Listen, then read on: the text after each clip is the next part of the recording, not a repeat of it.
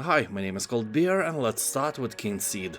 In this life sim you will have to raise a family, farm the land, run shops and explore a world where everyone ages. Yes, here you will live your life in a quirky world where everyone dies at the end, including your pets. What a great idea to make everyone happy, right? Anyway, heroes here are just like degrading weapons in Dying Light. When you break one, you can just take another. So no reason to be sad, because when you die here you step into the shoes of your children and continue your legacy. And then you die again, and then you continue again. Cool thing is that developers are still updating the game and not just fixing various bugs, but also adding various fun things like farmhouse customization, new challenge system with rewards, story cutscenes, and so on. On Steam, where it is possible to see playtime of reviewers, 100 hours is quite a casual thing. In general, this is a really cool spin on classic farming sim games, with so much to do and so much to see. From crafting and running a business to exploring the wilderness and meeting some marvelously malevolent monsters, King Seed has it all.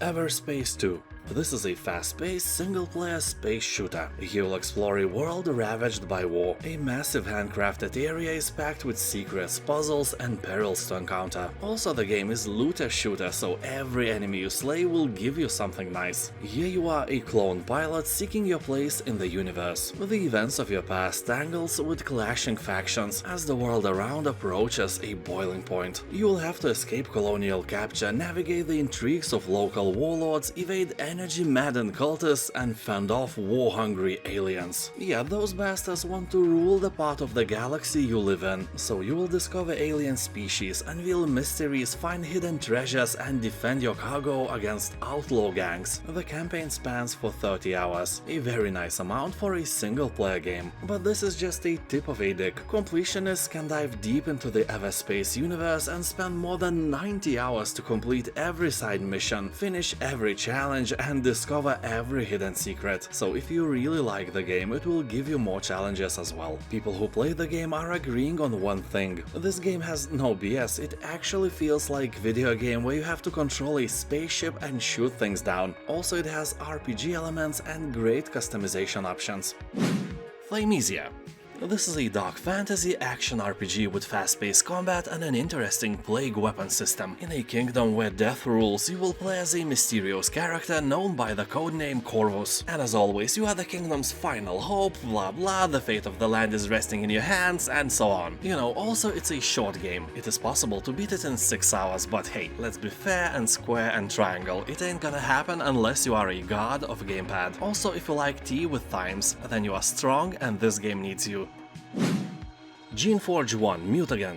Well, if you or I entered the beauty contest one day, we would feel like Geneforge feels among other RPGs now. Yeah, and I mean beautiful, mature and smart. Raise your confidence, you are an amazing person, never doubt that. Now subscribe. So, Geneforge 1 Mutagen is a total remaster of a classic game Geneforge released in 2001. It contains new areas, quests, characters, dialogue and redone interface and systems. Also, it has a complete overhaul of every single thing to bring it to the modern era of gaming. Here you play as a technomantic summoner genetic mad scientist of sorts, who learns over time to create a variety of creatures that you can upgrade and tweak each time you summon them. To say short, this game gives you freedom to create life and shape it as you desire. Game also gives you a chance of playing all of this without killing stuff. Well, almost without killing, but mostly with. You know, diplomacy is a tricky business. Titanfall 2 Ultimate Edition. If you don't know what Titanfall is, you may think that this is only a multiplayer battle royale of some sort, but it is not. The game actually features a very nice, although really short single-player campaign packed with action and inventive twists. Here you play as militia rifleman stranded behind enemy lines who encounters a veteran Titan. You must work together to uphold a mission you were never meant to carry out. And of course, in Titanfall 2 there is a multiplayer portion of the game with fast-paced, first-person action with Titans and deadly pilot abilities. This version of the game includes all the deluxe and jump starter content, which includes new Titans, warpaint, weapons, tokens and even more, and this price is more than great. Little Nightmares 2. You will return to a world of charming horror, a suspense-adventure game in which you play as Mono, a young boy trapped in a world that has been distorted by the humming transmission in the distance. With a girl in the yellow raincoat as your guide, you set out to discover the dark secrets of the Signal Tower. Your journey won't be easy. You will face a host of terrible threats from the horrific residents of this world. So check the status of your mental balls, the hardness, the texture, and dive into the world of horrors and quirkiness. This game is weird, to say the least, but it is one of the best side-scroller games you will ever play. I can guarantee you that. Star Wars Battlefront 2. Almost 90% of positive reviews left by tens of thousands of players is definitely proof that the game is done right, and I can confirm that. I played the game for several hours and I had a lot of fun, although I had to stop playing because I got the game on my PlayStation and shooting with the gamepad was a real pain for me. I died way too often for my comfort zone, so this edition sold on Steam is called Celebration Edition, and along with the base game it includes all past and future updates and many other cosmetic things you don't really care to hear about if you never play the game. So here up to 40 players fight in massive battles, pilot huge array of vehicles, and can even participate in space combat. Also, one thing that is really uncommon for any game released by Electronic Arts is the ability to train offline. You can do that, and only with your new knowledge you can start, dying in real-time multiplayer battles. Yeah, dude, don't expect to be thrown into combat with noobs like you. Everyone will have more experience than you do, but you have to collect your strength and show them who's the boss. Probably not you. The Entropy Center. Here an extinction level event has set the world on fire. You appear to be the last remaining person alive, so you could just move into rich people's houses or a bunker with fancy pools and golden spoons, but instead you are like, no, I'm going to the Entropy Center where mankind's only hope lies at its very core. So as you can see, this is a puzzle game, but it is so innovative and well narrated that it has above 90% of positive reviews. People on Steam are saying that the scenario of the game could be easily remade into a sci-fi movie. It's that good. And if you are not good with puzzle games, don't worry, the difficulty is quite friendly, although it will take time to get used to time rewinding logic. Lost in Random. This is a gothic fairy tale inspired action adventure where every citizen's fate is determined by a roll of the dice. That may sound as a very random thing, and believe you me, it is, but around 90% of positive reviews are here for a reason. So you will step into a beautiful and haunted wonderland where you must venture through the 6 twisted realms of random, each with its own maddening set of rules. Help its unpredictable inhabitants, save your sister, well, or mine, I don't mind, and discover a twisted tale in the process. Basically, if you enjoy Tim Burton's creations, this game may be a real spoon of potato salad for you, because it definitely draws inspiration from Burton's works. The game has an interesting story with motivational moments you can relate to, nice humor but a bit clunky combat, and it's really short. Also, people on Steam are warning players that if you complete a chapter, you can't go back to it ever again, so if you are hunting for achievements, do it in the first try. Raft. Build a raft of your dreams and sail into the ocean. That may look like the whole point and story of this game, but your mission is to survive an ocean adventure across dangerous waters, and that won't be easy. Here, trapped on a small raft with nothing but a hook made of old plastic, you awake on a vast blue ocean, totally alone and with no land in sight. With a dry throat and an empty stomach, you will have to gather debris to survive, expand your raft, and be wary of the dangers of the ocean. You may play the game alone, which is perfectly fine, or with your friends if you have any. Also with creepy strangers as well. That would add to immersion, don't you think? Imagine, you are on the Titanic, it sinks and you have to share the boat with a dude who obviously thinks of killing and eating you. Immersion over 9,000, right? So can you cannibalize your friends here? Well, sadly no. Even if you are very hungry, you will have to eat fish and other stuff you manage to catch. No cannibals here. But with the next patch, who knows? Felseal Arbitus Mark. This is a beautifully hand-drawn, story-driven, turn-based tactical RPG set in a fantasy world with a touch of steampunk. You'll experience an epic and mature story unfolding through over 40 encounters and topped with challenging endgame content. To progress, you will have to master classic tactical combat battles with rugged terrain and elevation. Class system contains over 30 classes and 300 abilities. It lets you customize every one of your characters through the selection of their class, subclass, and passives. People on Steam are saying that this game is simply awesome. And tactics-wise, if you want a real challenge, play on very hard mode and prove that you have the biggest, hardest and hairiest mental balls a person could have. Train Valley 2. A lot of people like trains, and a lot of people like boobs, but sadly this time it's a game about trains, not the other things, although equally fun and entertaining. No. Well, you're probably right. So, as you can probably guess, Train Valley 2 is a train tycoon puzzle game. EA will take your railroad company from the days of the Industrial Revolution and into the future, meeting the needs of the valley's cities and industries. Build the railroads, upgrade your locomotives, and keep everything on schedule without delays or accidents. Well, we all know that you probably want to avoid some derailments. Also, people on Steam are saying that the game is quite challenging at higher levels. Honestly, that is a perspective of your IQ. Be sure you have it. Neon Abyss. Here you will take control of one of the heroes traversing the dangerous underworld. You will be trying to find a way to remove the curse that made you immortal. If you get killed, you can go back to the Days End bar, where you prepare for the next playthrough. Over time, you will unlock new rooms offering previously unavailable items and challenges. People on Steam are saying that this game is like Enter the Gungeon, but actually fun. They say that this is a very nice 2D roguelike with a huge amount of different weapons, perks, and companions. By the way, these companions can be earned by finding eggs, which have a chance to hatch if you clear a room. Each of them has unique skills and can increase in power if you can manage to keep them alive long enough. But let us be fair, the only thing you can keep alive long enough is that cactus on your windowsill. The Saboteur.